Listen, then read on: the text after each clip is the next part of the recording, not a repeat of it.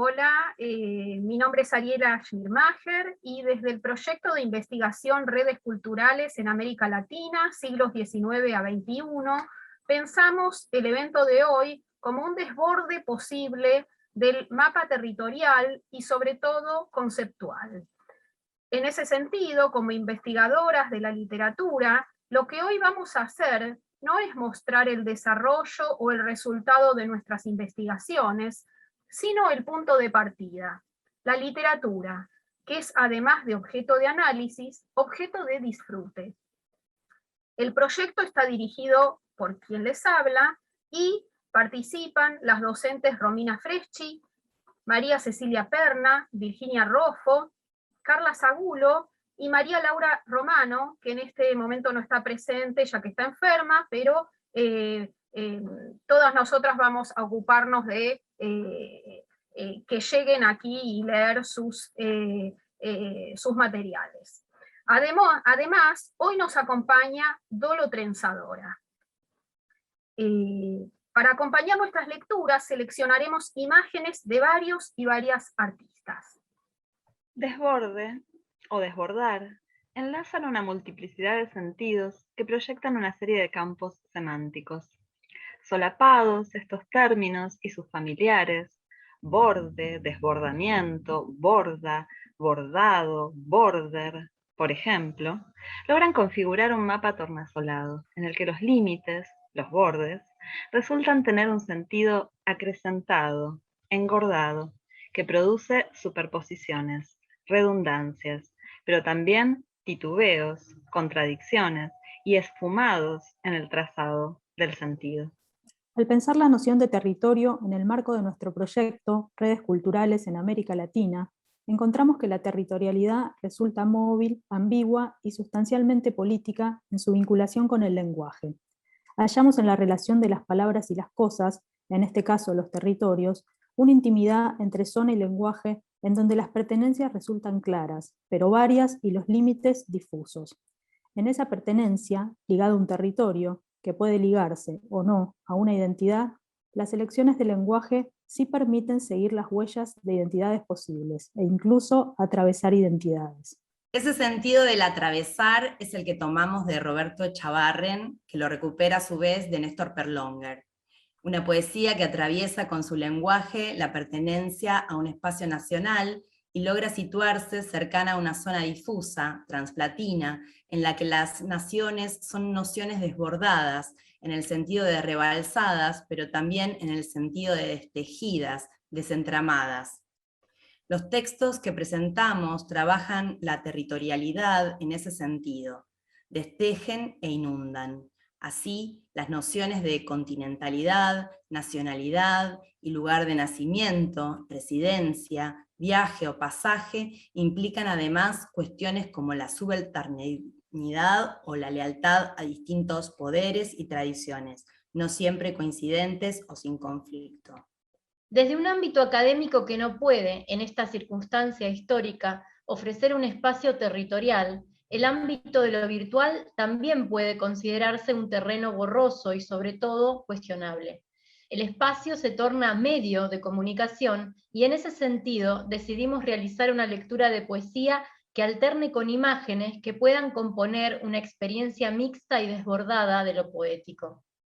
La lectura se desarrollará en el siguiente orden. Romina Freschi leerá a Juana Inés de la Cruz, acompañada por María Cecilia Perna. Yo leeré a Rubén Darío, Virginia Roffo a José Martí, María Cecilia Perna a Alfonsina Storni, Romina Freschi a Néstor Perlonger, Carla, Virginia y Romina a Wilson Bueno, en representación de María Laura Romano, Carla Sagulo a Douglas Diegues. Con Romina luego leeremos, y acompañadas por Cecilia Perna, a Susana Tenon. Luego leeré un par de poemas de Tamara Kamensain, y cerrará la lectura nuestra invitada especial, la poeta Dolo Trenzadora. Te escuchamos, Romina. Bueno, lo que primero voy a hacer es explicar, digamos, el texto que voy a trabajar, que es un texto del siglo XVII, ¿sí? Que corresponde a un género discursivo de ese momento, que es el auto sacramental. A grandísimos rasgos, el auto sacramental es un género religioso cristiano. Es un texto dramático, dialogal, es decir, escrito para ser representado en el ámbito de una iglesia y que tiene como objetivo más común festejar el sacramento de la Eucaristía, esto es, de la comunión, dando algún tipo de explicación acerca de la Eucaristía como un misterio. La Eucaristía es el misterio de la encarnación divina de Jesús, su posterior resurrección y encarnación en cada fiel a través del sacramento de la comunión. El auto sacramental es un género que posteriormente fue prohibido por la Inquisición, porque justamente daba lugar a ideas de lo más extravagantes, cuando no revolucionarias o heréticas, como se les decía entonces. Sor Juana se salvó de la Inquisición con un traje de poeta, que ella misma elige. Lamentablemente, ese traje de poeta hoy no nos deja leer del todo la importancia de su trabajo filosófico y político. Una de las ideas más interesantes de Juana Inés de la Cruz tiene que ver con la identidad de las culturas. Si bien se puede interpretar como un sincretismo en un sentido negativo, es decir, como un modo de esconder una cosa en otra para la dominación, lo cierto es que el sincretismo de Sor Juana produce una nivelación. Si muchas veces el español utilizaba la semejanza para apropiarse de sentidos aborígenes, que quedaban en una relación de subalternidad y borramiento, la operación que parece producir Juana Inés es la de, a través de la semejanza universal, producir ecuaciones de igualdad. Para esto, muchas veces Juana Inés trae a colación una tercera posición cultural. No se trata de oponer la cultura europea cristiana a la aborigen, sino compararlas todas con culturas más antiguas, de religiones diversas, como la egipcia, la hebrea y la greco-latina.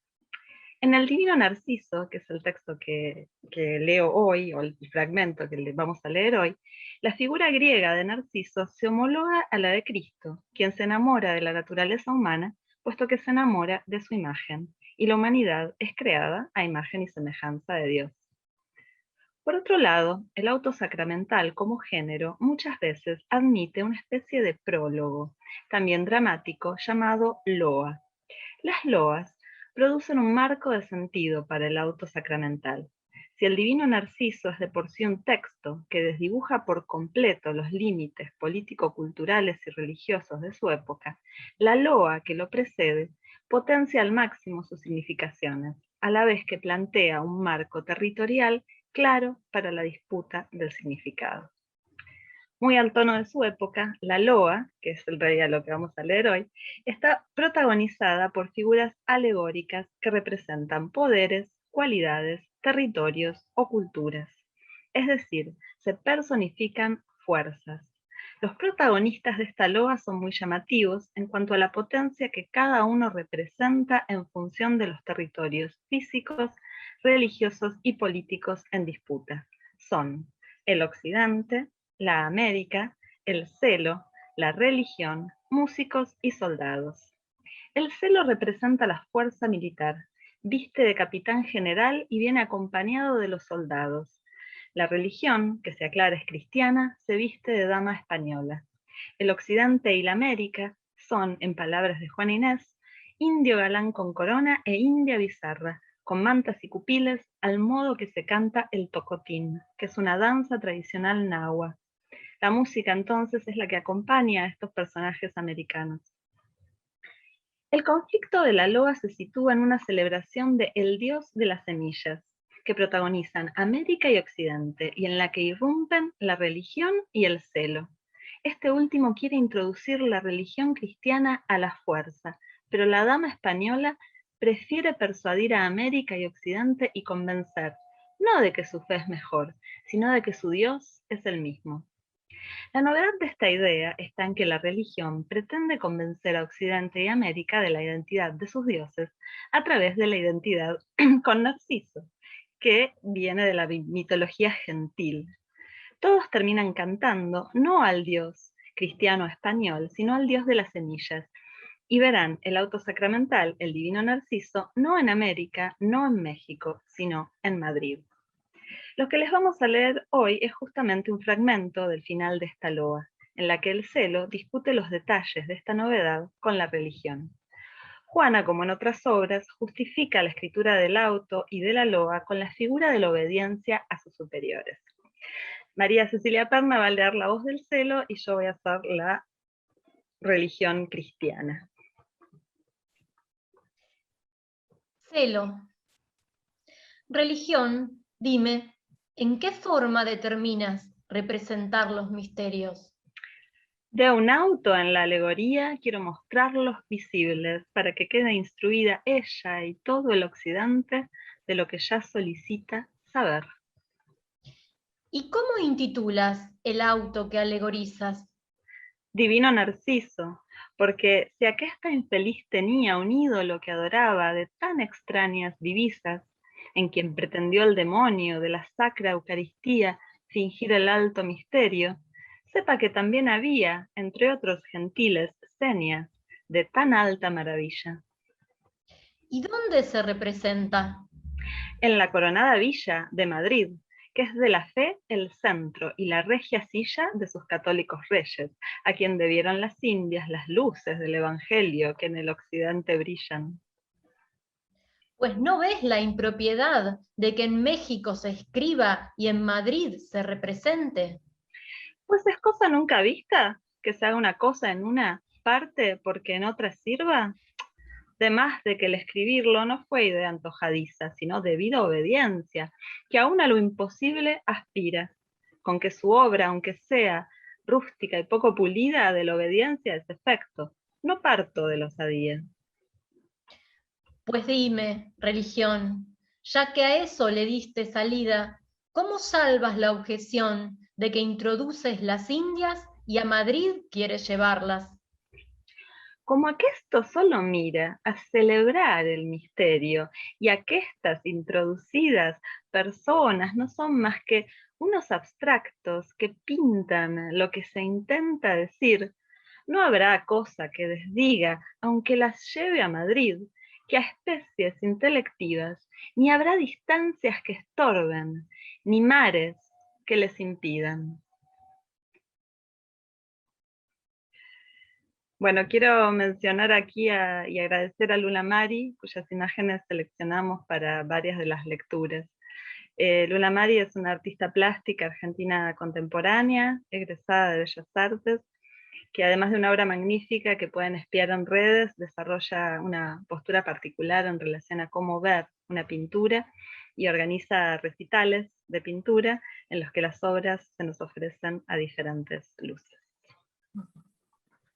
Y ahora voy a presentar un poema de Rubén Darío que se titula A Roosevelt. En la imagen que ustedes pueden ver, que elegí, esta imagen pertenece al semanario ilustrado Puck del 6 de abril de 1901, y lo interesante es que en esta imagen Columbia personifica a los Estados Unidos de América. Es poco habitual ver una personificación femenina de los Estados Unidos. Como verán, está vistiendo un sombrero nuevo y tiene un buque de guerra, y arriba del sombrero también se representa el ejército y la armada con unos cañones, ¿no? Apuntando.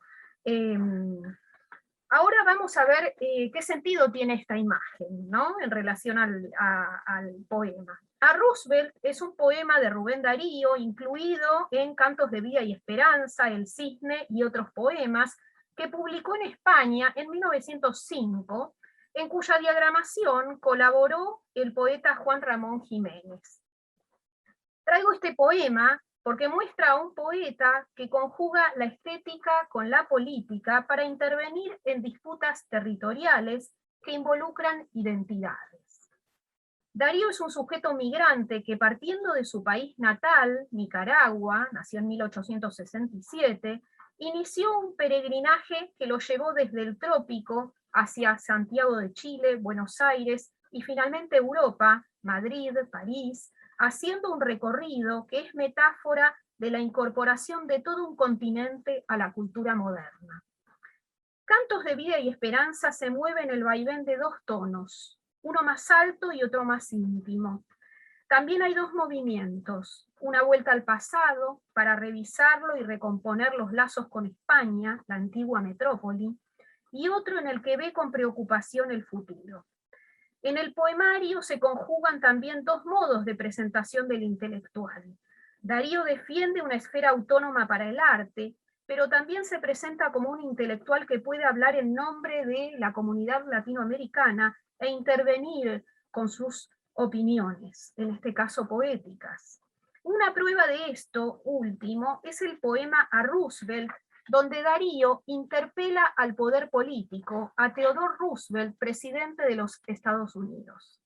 El suceso que está implícito es que Estados Unidos había intervenido en la separación de Panamá de Colombia en 1903 con la intención de comenzar a construir el Canal de Panamá. Esta situación, sumada al avance en 1898 de Estados Unidos en Cuba, que había sido colonia española hasta entonces, generó alarma en América debido a la política de expansión imperial. Darío empleó la forma de la oda para componer el poema. La oda es una composición lírica con un tono solemne de alabanza. Sin embargo, es interesante retomar la lectura de Beatriz Colombi, quien señala que lo que hace el yo poético en el poema es disminuir el tono elevado de la oda a través del rebajamiento del personaje, es decir, Roosevelt, con el uso de la ironía y la caricaturización del presidente. En cuanto a la forma, emplea la polimetría. Hay versos de diversa medida, hasta llegar a un verso que tiene una sola sílaba y es la palabra no, que ustedes están viendo en la pantalla, ¿no? A su vez, si miran la disposición de la primera parte, parecería tener la forma de un triángulo invertido, como si fuera una representación de América, y la parte más angosta termina en el verso que tiene una sola sílaba, la palabra no.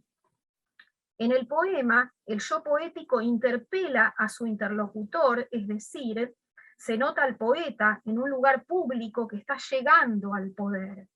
Entonces, con esto quiero mostrar cómo Darío inscribe un reclamo político en un espacio estético, uniendo de esta manera política con estética.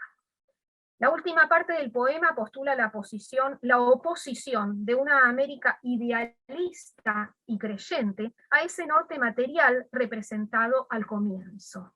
Verán que en la última parte el yo poético actualiza una tradición americana que incluye, entre otros, a Motecuzoma, Tlatoani Mexica, a la América Nuestra, en referencia a José Martí, pasando por Netzahualcóyotl, poeta mexica. Bueno, ahora paso a la lectura.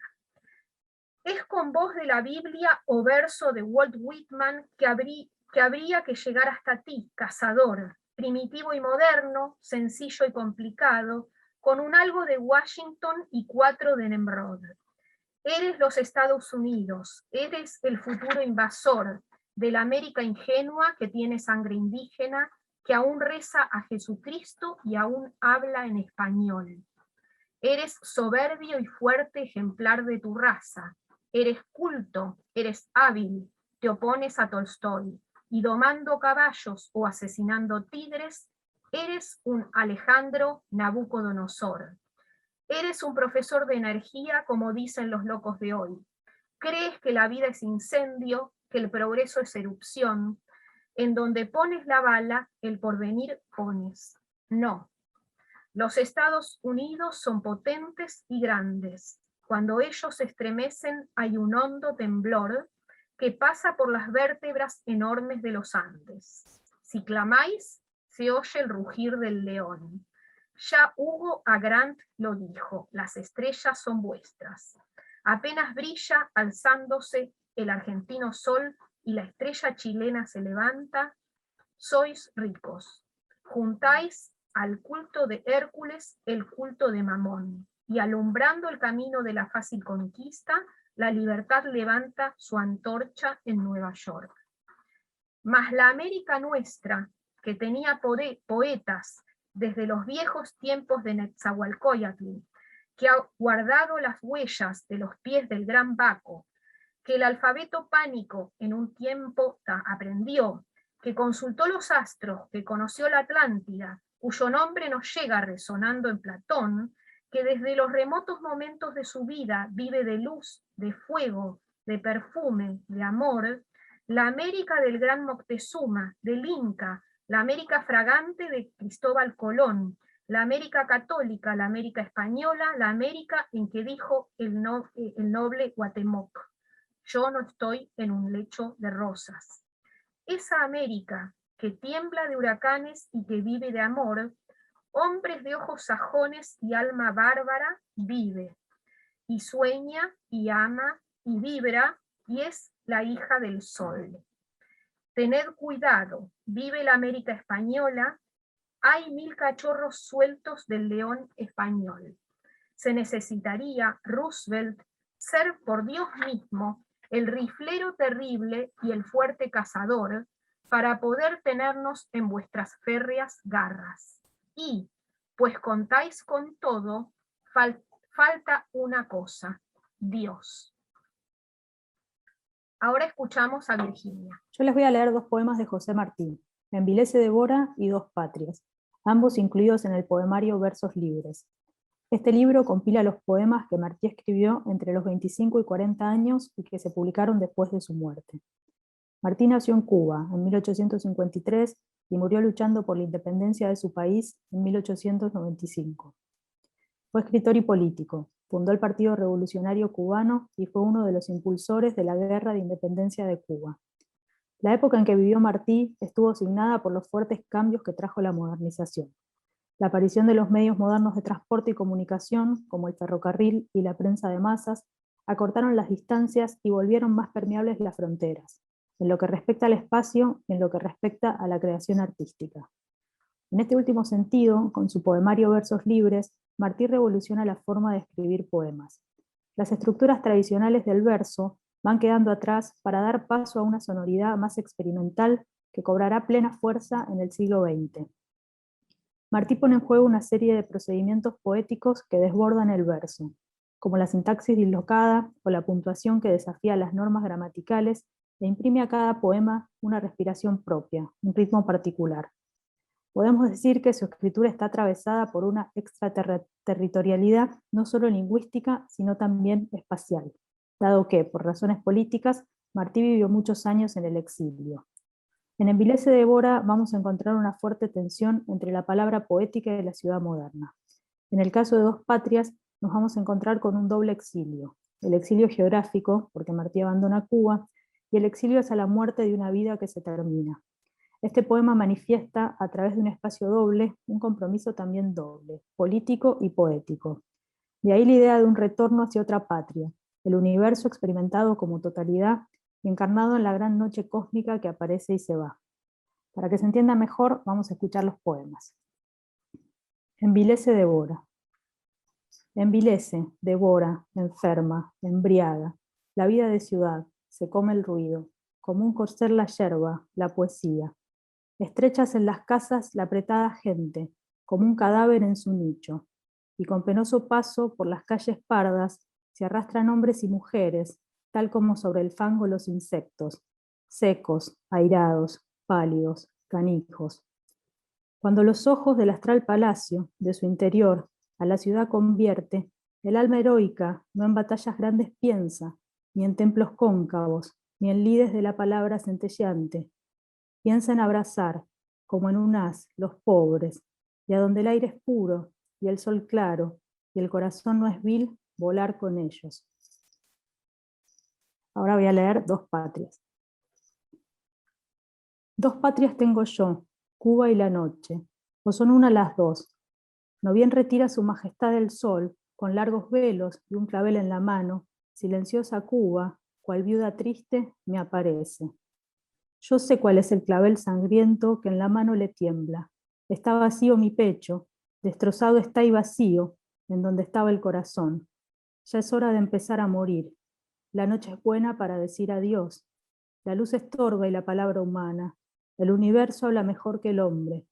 Cual bandera, que invita a batallar, la llama roja de la vela flamea. Las ventanas abro, ya estrecho en mí, muda, rompiendo las hojas del clavel, como una nube que enturbia el cielo. Cuba, viuda, pasa. Escuchamos ahora a Cecilia. Bueno, lo que voy a leerles es un poema de Alfonsina Storni, que sin duda es una figura muy popular para nuestra cultura. Ella desarrolló su obra a principios del siglo XX en la zona del Río de la Plata, y su nombre es habitualmente reconocido porque ha sido parte de la trayectoria escolar de muchas personas. También es conocida por su muerte trágica y romantizada, entrando voluntariamente al mar, mientras transitaba los últimos momentos de una enfermedad terminal. Ariel Ramírez la inmortalizó en su canción Alfonsina y el mar, que es especialmente recordada en la voz de Mercedes Sosa, canción que contribuyó a popularizar su historia a partir de la escena del suicidio. Un suicidio que se suele asociar mucho más al dolor del amor, que deriva de su poesía, y no a lo que realmente le sucedía, que era que estaba transitando los últimos momentos de una enfermedad terminal. Lo cierto es que si el nombre y la leyenda de Alfonsina son populares, su lectura es mucho más escasa o se limita a algunos de los poemas rebeldes de sus primeras épocas, como La Loba o Tú me quieres blanca. Alfonsina, además de la obra poética, tiene una prolífica obra ensayística y periodística, a través de la cual vehiculizó su compromiso con el movimiento feminista que en esos tiempos empezaba a formarse en Argentina. También escribió teatro y tuvo una inmensa actividad con las compañías escénicas y actores y actrices de ese momento. El poema que voy a leer pertenece al anteúltimo libro, Mundo de Siete Pozos, un libro de inmensa libertad poética en que Alfonsina suelta la mirada sobre el entorno y experimenta muy libremente la rítmica y la sonoridad de la poesía. El poema se llama De mi ciudad a tu ciudad, y no abandona el leitmotiv amoroso, sino que lo extiende por sobre el paisaje como una red resistente entre ciudades y personas que burla la separación impuesta por las fronteras nacionales, Uruguay y Argentina, y naturales, el Río de la Plata, reuniendo la distancia entre dos corazones. La imagen que acompaña esta lectura se llama La isla desierta y es del dibujante Alfonso Piantini. De mi ciudad a tu ciudad. En la otra margen del río estás, rozando las cabezuelas estelares, mi pensamiento, baba de luna, de mí a ti teje su tela. Tela invisible que entolda mi ciudad y tu ciudad y da sombra a las cúpulas. Sombra que podría abrir las piedras en hongos de amor de mi corazón a tu corazón, larga y ancha, la criba, va. Ato las puntas de sus redes a las puntas de tus cabellos, atrapo el ovillo de tus pies, anclo en tus ojos, mar negro, desciendo aún, toco el coral de tus venas, ahora reposo y me afirmo. He aquí que el río, araña ponzoñosa ahora, araña de agua, levanta sus patas terrosas para romperla. Como escarabajos, los buques se cuelgan de sus hilos, se balancean. Van a destruirla. De mi corazón a tu corazón, la tela invisible ondea intacta. La luna le hunde su cabezuela, bosteza. Escuchamos ahora a Romina. De Néstor Perlonger tomaba Echavarren esta noción de atravesamiento o de operación trans, en el sentido de atravesar territorios, y en esa experiencia pedestre como absolutamente terrenal, común y fenomenológica, de captar y producir sentido en la tensión de los límites políticos, se traza una micropolítica, una experiencia transplatina. Seleccioné 3 poemas. El primero, de su primer libro, Austria-Hungría, se llama Tortuga, y hace referencia, entre otras cosas, a la isla hoy haitiana, pero antiguo foco de contrabando y piratería, es decir, territorio en tensión, y además, llevada esa tensión al lenguaje, También refiere a la expresión común frente a la lentitud, tortuga en este caso, como ser lenteja. El segundo, Rivera, del libro Alambres, que tiene como protagonista al caudillo hoy considerado uruguayo, pero pensado desde la noción de linde, como frontera. El tiempo, la geografía y los hechos históricos como líneas que atraviesan también, esta vez, la vida privada del personaje histórico, que se ve separado de su esposa. Por último, un poema del libro Aguas Aéreas, en el que vemos la influencia del portugués, en una lengua irisada que trabaja lo transplatino por un lado, pero también un nuevo límite que se difumina, el de la poesía en la voz. Cabe aclarar, además, que Néstor Perlonguer es un poeta argentino de la segunda mitad del siglo XX, nacido en la zona sur del conurbano, en Avellaneda. Bien, empiezo con Tortuga. ¿Y si temiendo herir no se penetra? Por miedo de asustar no se persigue, no se golpea, para no despertar a los durmientes no se grita, no se abre la puerta donde mamá cuelga el sutién, los espirales, por no blandir el picaporte frío. Se echa a los vagabundos del jardín para que tengan más lugar las moscas. Es demasiado grande para nosotros dos. El mar, la culpa, el Caribe infestado de galeotes, de godos, de torbos, policías, de provincia. Si por no salpicar no se sumerge, ¿acaso el bíceps del atleta igual reluce? Se frunce el pliegue de su malla, así, colocado ahí, no se acaricia, no se palpa, no se...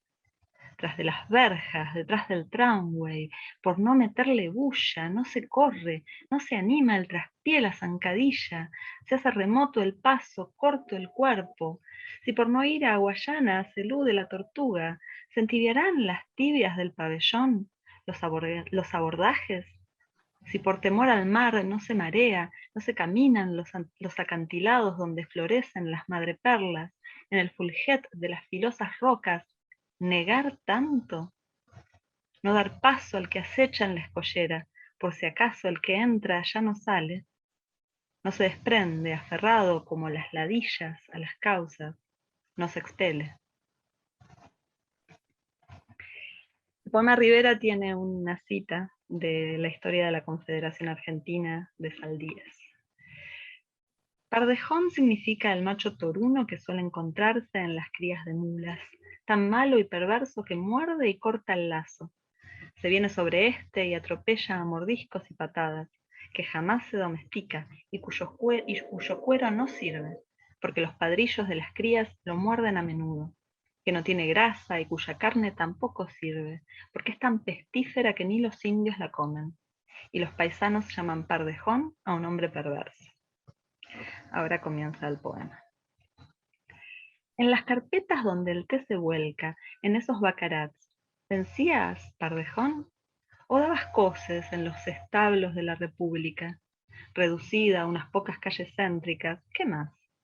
¿Coces a los manteles? ¿Aquellos que las chicas uruguayas se empecinaban en bordar? ¿O era la tarde del gobierno con lentos trotes por la plaza, con el cerro copado por los bárbaros pasos de Haya en la oscuridad? Héroe del yaguarón, una historia que canta a los vencidos.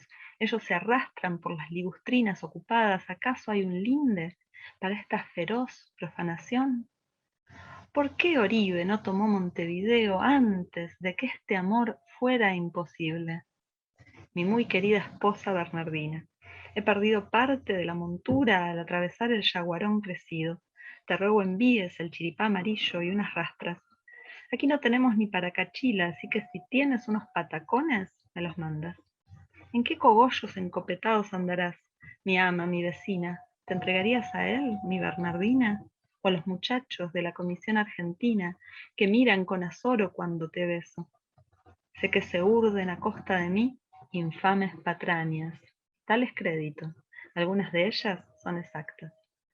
Hemos tenido con los unitarios relaciones muy íntimas, y si no los conociera tan de cerca, ¿qué me uniría a ellos, a mí? Un gaucho bruto, si fuera manso y no me diera de corcovos en los rodeos. Estamos sitiados, Bernardot.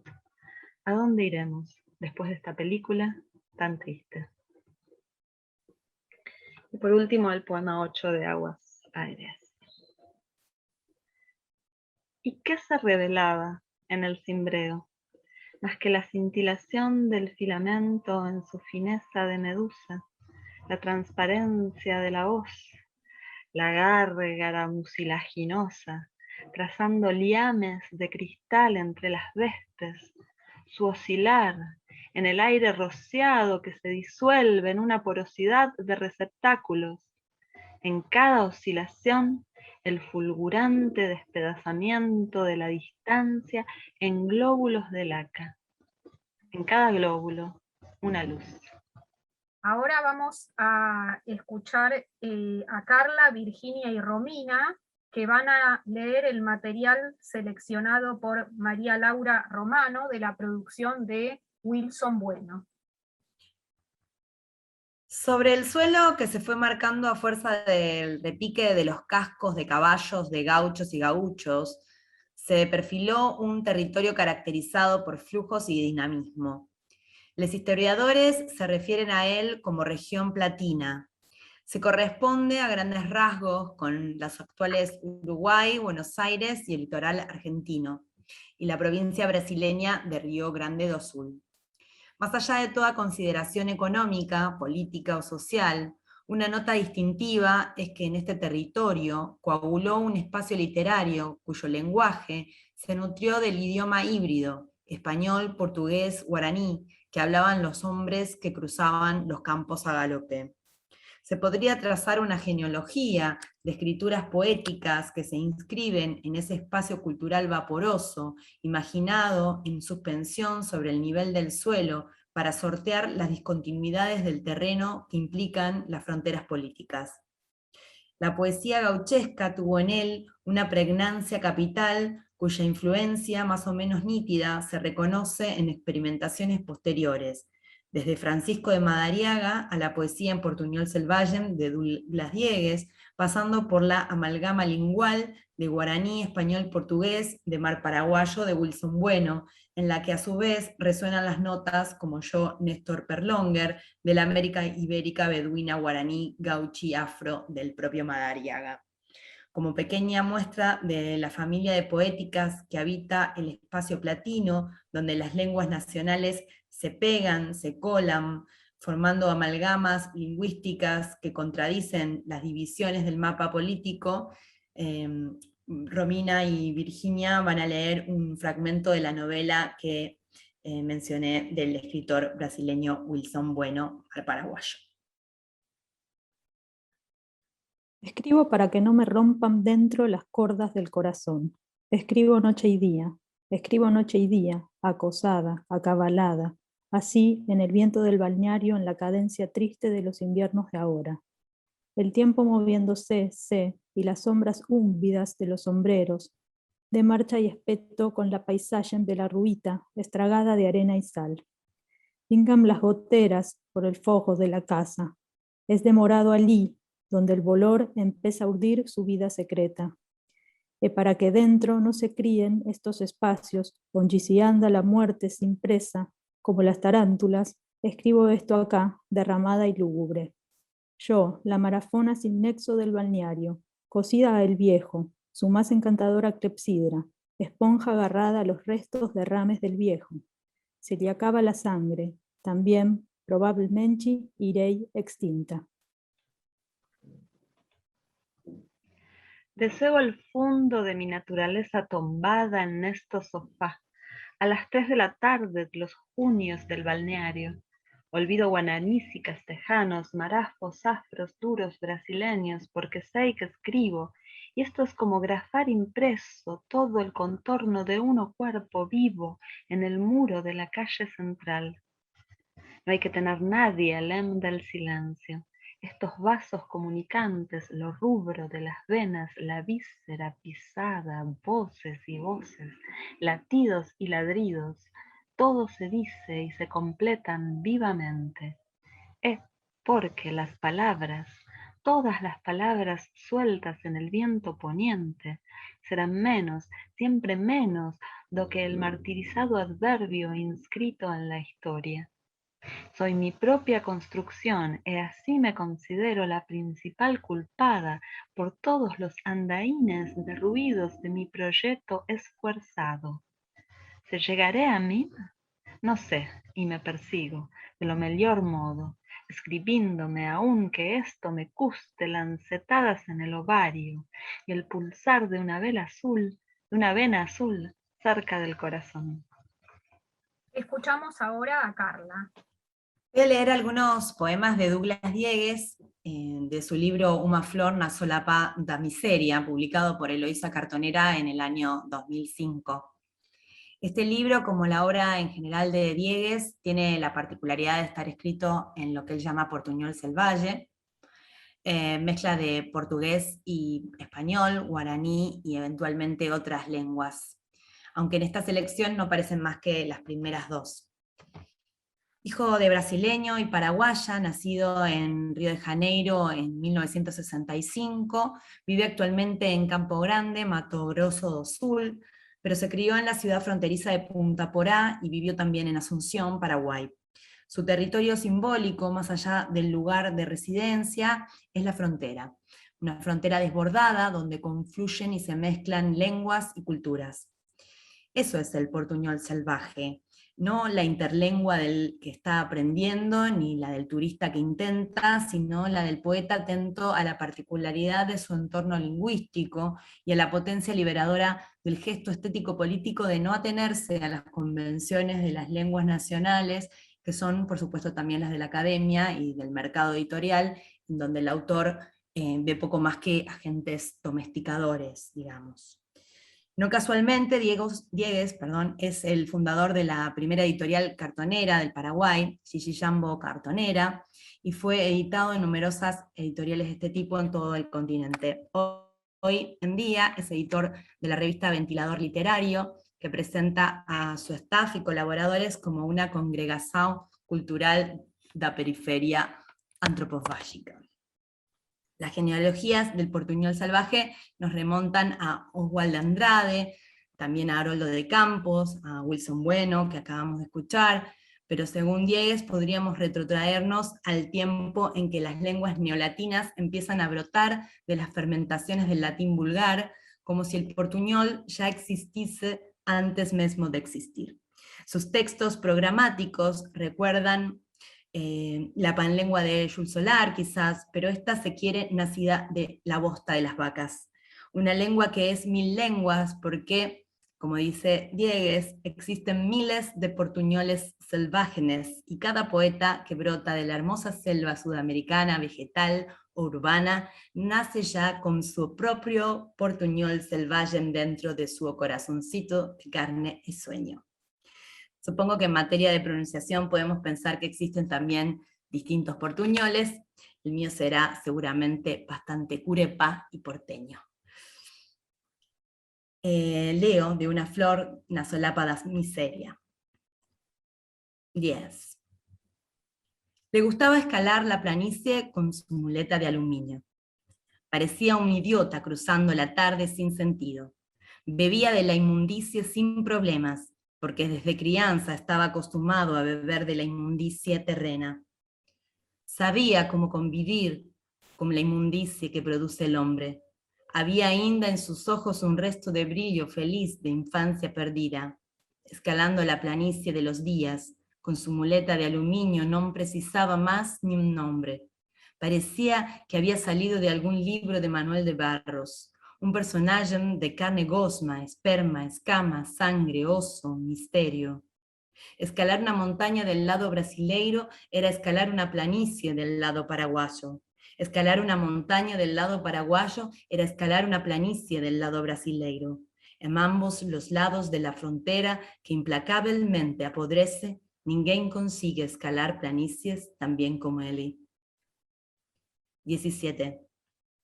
Paseando vestido de brisa por la tarde llena de crisis, ninguém puede me prender en una valise. Cuando me prenden, espero que durman. Después escapo por el buraco de la fechadura. Si no se venden por, digamos, rapadura, artistas generalmente siempre llevan una vida dura. Disfrazado de brisa, Nadie me copta, nadie me compra, nadie me vampiriza. Quanto mais enlouqueço, melhor, penso. Meu nome agora é amor. Los ayoreos usan sandalias cuadradas.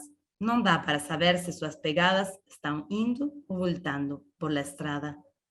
Da gusto andar disfarçado de brisa por estas ciudades cheias de belas meninas y fedores y ruindades. 18. ¿Por qué escribo? Escribo para ficar menos mesquinho. Beleza de lo invisible. Não tem nada a ver com verso certinho. En el culo de qualquer momento, escrever pode ser mais que apenas ir morrendo. La belleza de lo invisible non se pudre como el tempo. La bosta dos elefantes seca, verde, clara, dura, es altamente inflamable, da uma llama bem pura. Nunca se termina de aprender a transformar bosta en luz y otros desenganos. Todos fomos bellos cuando teníamos 4 años. Hoy la mayoría solo se preocupa con sus narices, su esperma, su bosta, su lucro, sus misiles. 19. Las carnicerías fronterizas parecen museos do arte do futuro, pedazos de carne crua enormes pendurados en ganchos cavernosos de hierro, moscas de todos los colores, tamaños, zumbidos, museos de carne, carne morta, mas ainda viva. Carne vermelha que despois de 2 días en la sombra começa a dar vermes brancos que brotan como hongos de la putrefacción. Para compensar toda esa lamentación, arte legítima, carne que non se falsifica. Los açougueiros que, como una nova estirpe de artistas, vagabundeando pelo ar, o cheiro de la carne morta te delicia ou te faz vomitar. Aquí, en la selva, en la cidade, en el mundo de la lua, o horror ten color de carne crua. 23. Sin casa propia, sin beleza comercial, sin apoio da USP, da Vitae, da Varig, da NASA e além disso, como um homem no Serasa, o artista selvagem está sozinho, neste mundo cada vez mais mesquinho. Sem orgulhos idiotas, sem idiotas vanidades, cruzando pequenas, médias e grandes cidades, o artista selvagem está sozinho. Mas nem por isso fica se lamentando como um passarinho. O poeta tem amor e esperma e creme e orvalho para dar, emprestar, contrabandear, mas o poeta não vende seu creme, seu esperma, seu amar. O artista não se ilude mais nem um pouquinho com essa poesia sem esperma, sem bosta, sem sol, sem vida, sem sangue do coração. En las noites cheias de flores, porcos que falam, artistas vendidos, bellas meninas, traiciones, espiones, surubús, es bonito ver dentro del corazón cómo la bosta va a ser transformando en luz. Ahora vamos a leer con Romina y Cecilia un poema de Susana Tenon. Bien, Susana Tenon es una poeta argentina de finales del siglo XX como Perlonger. Durante la mayor parte de su vida se dedicó a la fotografía, escribiendo cada tanto un libro de poemas.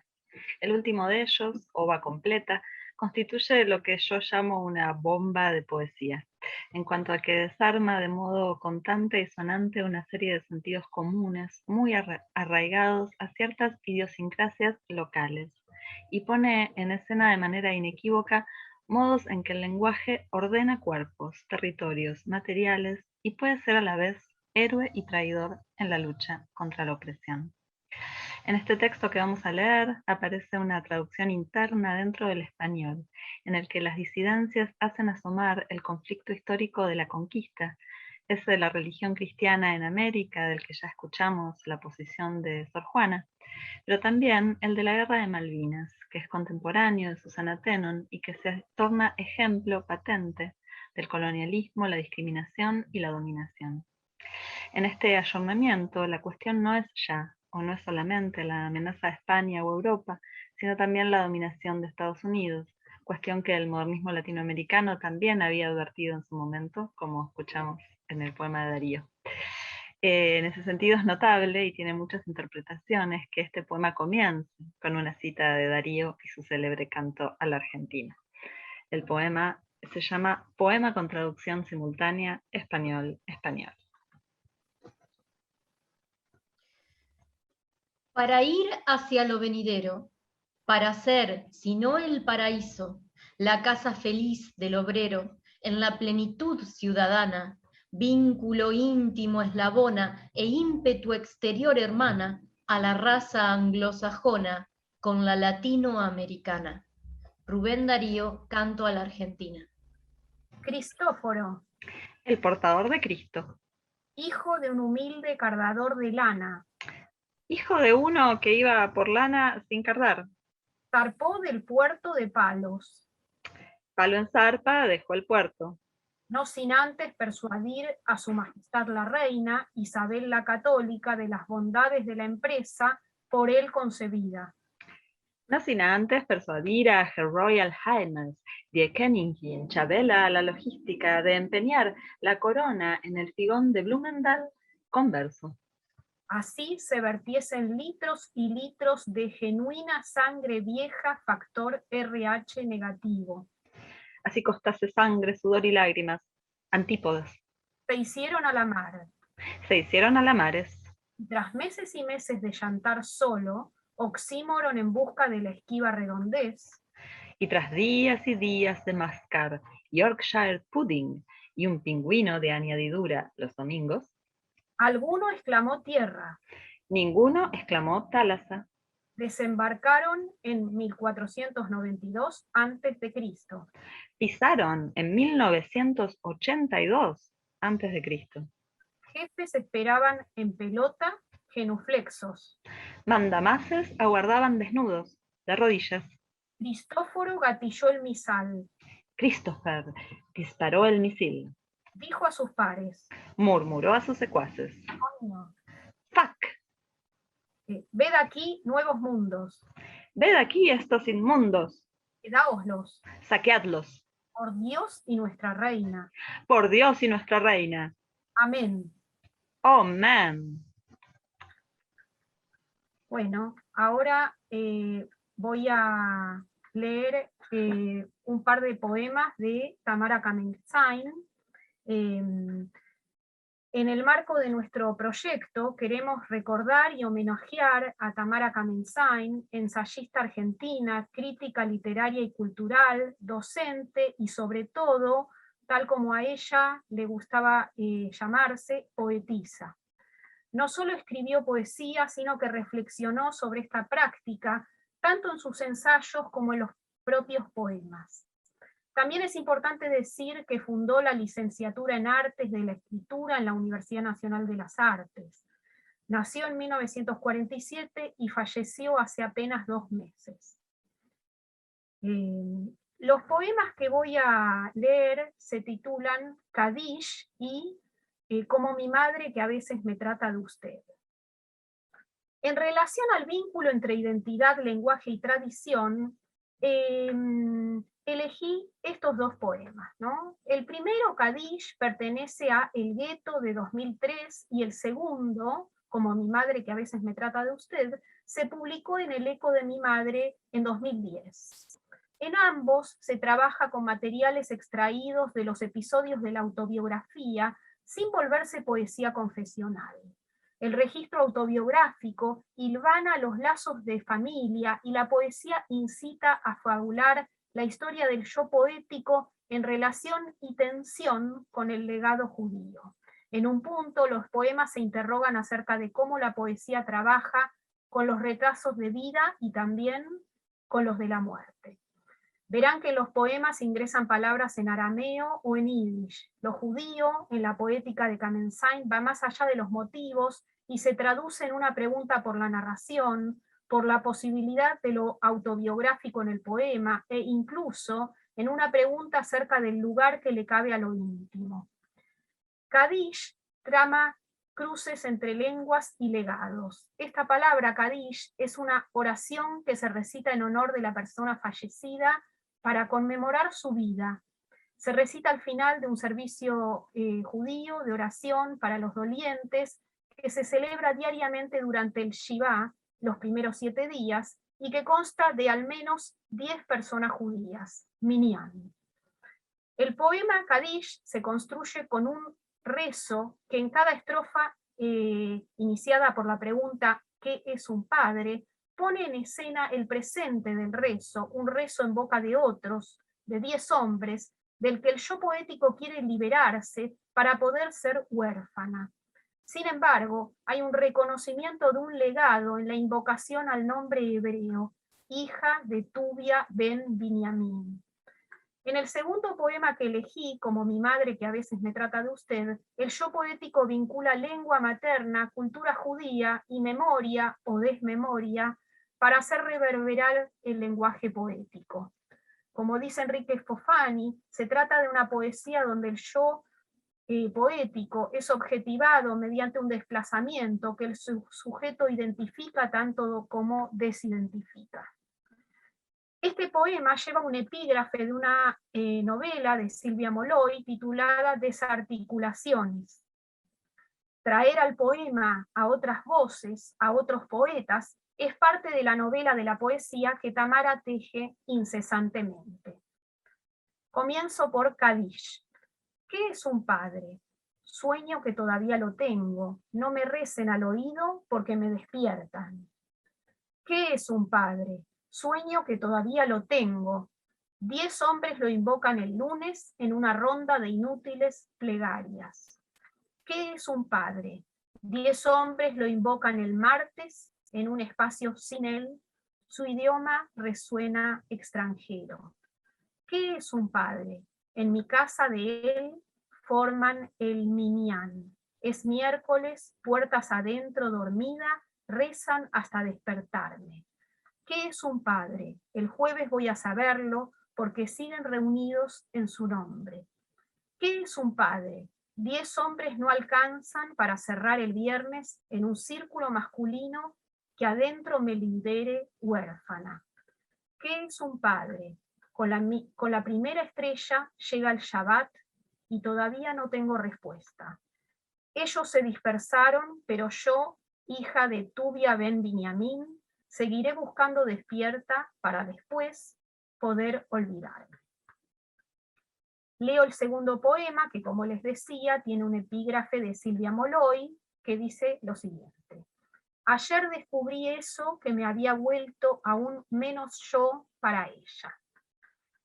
Como mi madre, que a veces me trata de usted, y yo me doy vuelta para ver quién soy, la amiga de Silvia, que perdió el voceo, la desconoce hablándole de tú. Correctas, educadas, casi pomposas, estas rehenes del Alzheimer ponen a congelar la lengua materna mientras nos despiden de su mundo sin palabras. Sin embargo, si te canto tu canción infantil, la neurona del Yiddish se posa dulce sobre tus labios y todo lo que nunca entendí en ese idioma lo repito con voz viejita y me queda claro. Bueno, vamos entonces ahora a escuchar a nuestra poeta invitada, Dolo Trenzadora. Ella es poeta y performer, docente de literatura, nacida y criada en nuestra vecina ciudad de Quilmes. Bueno, las dejo con Dolo. Hola, ¿qué tal? Bueno, yo soy Dolo, voy a corregir una pequeña cosita que me da vergüenza decir, todavía no soy docente, estoy a un año de conseguirlo, pero todavía no soy. Gracias igual. Y bueno, siguiendo acá la propuesta de las profes, voy a hacer una pequeña introducción de todos los poemas que lea de este libro. No sé si se ve bien. Que se llama De raíz gritaré la frontera, que lo editó el año pasado, a fines del año pasado, editorial Maldemar, de Tigre, del conurbano también. Y el primer poema que voy a leer es el último de los poemas del poemario, que se llama 3, y está dedicado a Inés de la Cruz, que acá ya la leímos, a Sor Juana Inés de la Cruz. Pero antes de explicar por qué se lo dediqué a Sor Juana, por qué cierro con Sor Juana, está bueno retomar el nombre del libro, que se llama, como ya dije, De raíz gritaré la frontera, porque fue una manera que encontré de honrar tanto a mis influencias familiares, yo escribo en guaraní, en Yopará, como mis influencias literarias. Y entre esas influencias está Sor Juana Inés de la Cruz, que es la primera poeta de la cual me acuerdo que me aprendí básicamente todos sus poemas, o todos sus poemas, muchos de sus sonetos, y acá retomo un poema muy largo de ella, que en un intercambio epistolar que hace con Sor Filotea, acá también habló Romina de máscaras, de trajes. Bueno, Sor Filotea es en realidad el obispo de Puebla, como saben seguramente, que usa la máscara de Sor Filotea para ponerse en el mismo nivel de Juana, como advertencia también, de que Juana tiene que tomar su lugar de mujer, su lugar de religiosa jerónima. Y este poema largo, Sueño o Primero Sueño, todavía hay un debate sobre el título, habla sobre los viajes del alma, los viajes de la poetisa, y como, no sé si ya dije, en las cartas a Sor Filotea dice que es uno de los pocos poemas que escribió por gusto. Y dice así: en el fondo deseo piramidal funesta, con Juana, en la punta de mi lengua deseo, lavar todas mis palabras, refregarlas contra una piedra a la orilla de cada lodazal, nacida de la tierra, sueño caído del cielo, dueña de una lengua eterna, ella vive para escucharme, ella vive para complacerme. Hayeñé o capú, yeyurupe, hayeñé o yeré yeré, de cótare. Y mi lengua explota en mi boca, y mi lengua da vueltas y vueltas alrededor tuyo.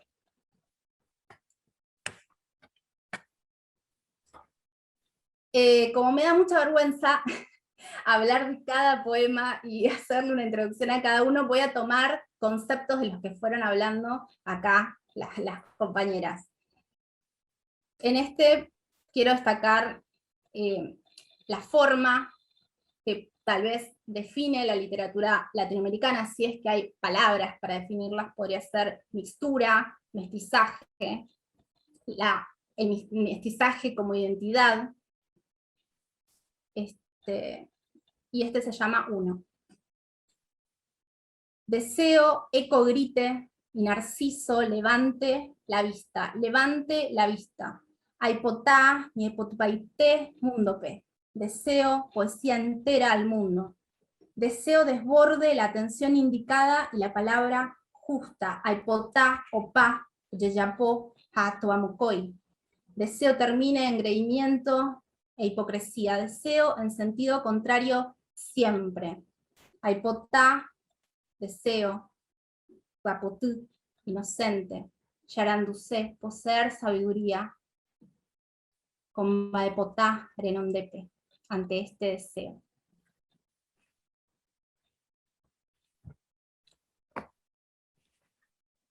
Se llama Cambá, Morena.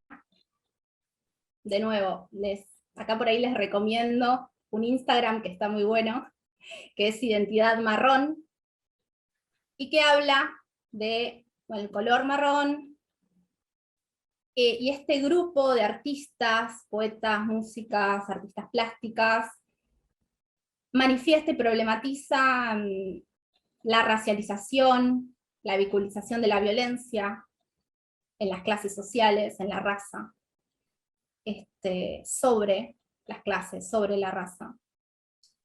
Y dice así: ojalá y fueras maleducada, Cambá, hande peteí sarambí, hande añonte en dibeté, neangiru ojo, hane añonte en dibeté, aniquerejo nguru, yangiru, heijambá. Porque me niego a quedar tan sola, ejo, ejo, ejo. Ojalá y fueras maleducada, Cambá, ojalá y fueras maleducada, negra. pero sos un desorden, y estás sola estando juntada, tu alma se fue y estás sola estando juntada, no te vayas tan lejos, mi alma, dice Morena, porque me niego a quedar tan sola. Ve, ve, ve, ojalá fueras maleducada, negra.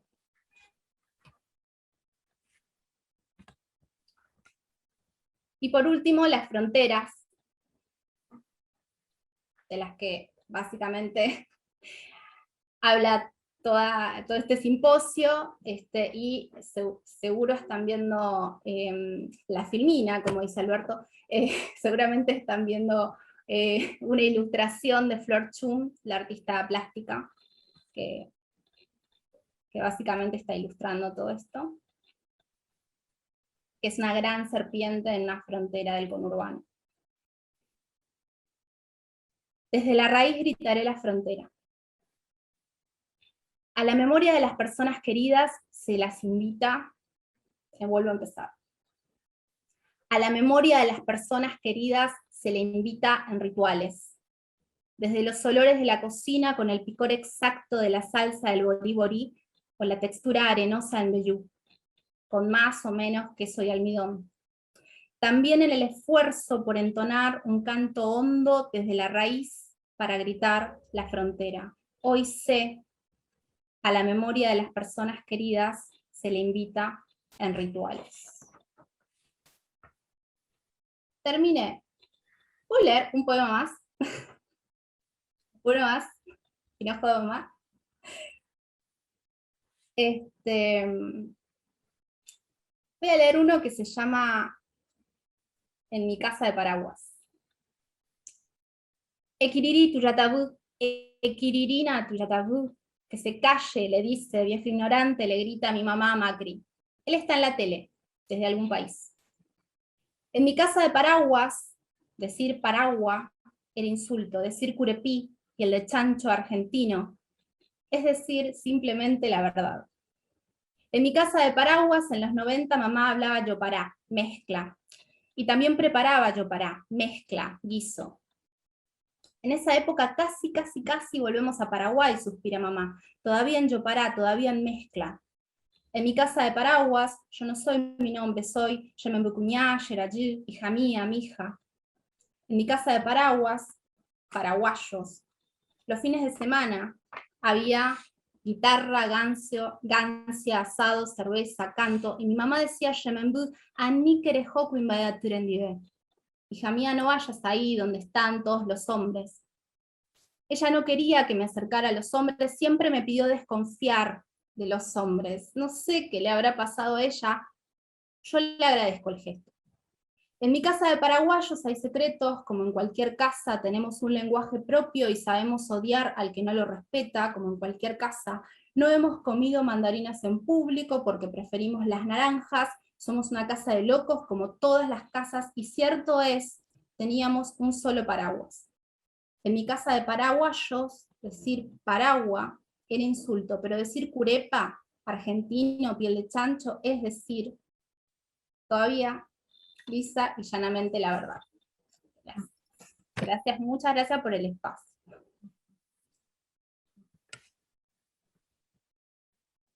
Bueno, llegamos al final y quiero decir en nombre de todas las integrantes de nuestro proyecto que estamos muy contentas de haber participado en este segundo simposio de literatura y conurbanos, y esperamos que ustedes hayan disfrutado tanto de esta grabación, de esta lectura grabada, tanto como disfrutamos nosotras mientras lo preparábamos. Elegíamos las imágenes, veíamos qué poemas podíamos seleccionar para que esto saliera lo mejor posible y que nos permitiera reflexionar a través de la literatura acerca de los límites, las fronteras, la labilidad de los límites, y las mixturas que se producen, ¿no? Y esta literatura latinoamericana que es tan heterogénea, ¿no? Y por heterogénea rica, ¿no?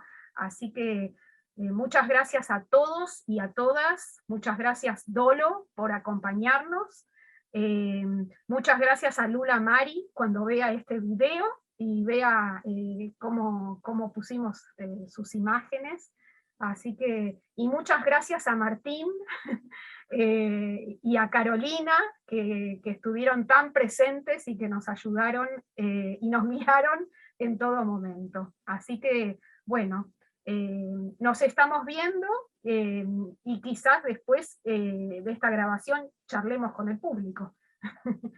Bueno, hasta luego.